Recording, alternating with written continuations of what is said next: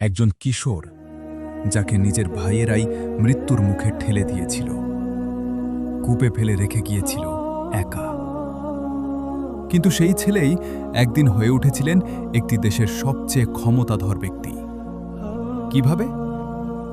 আজ জানবেন হযরত ইউসুফ আলাইহিসসালামের অবিশ্বাস্য সত্য কাহিনী।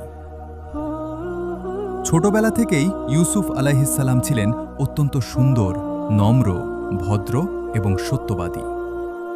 তার চরিত্র এতটাই সুন্দর ছিল যে সবাই তাকে ভালোবাসত। বিশেষ করে তার পিতা ইয়াকুব আলাইহিসসালাম তাকে অনেক স্নেহ করতেন।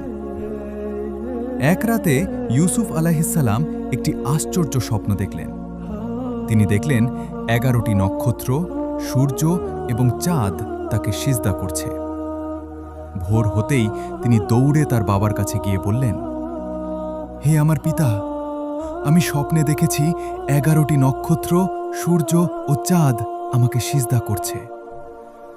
ইয়াকুব আলাইহিসসালাম সঙ্গে সঙ্গে বুঝতে পারলেন এটি সাধারণ কোনো স্বপ্ন নয়, এটি আল্লাহর পক্ষ থেকে একটি বিশেষ ইঙ্গিত। তিনি ছেলেকে বললেন, বাবা, এই স্বপ্নের কথা তোমার ভাইদের কাছে বলো না, কারণ শয়তান মানুষকে বিভ্রান্ত করে এবং তারা তোমার বিরুদ্ধে ষড়যন্ত্র করতে পারে।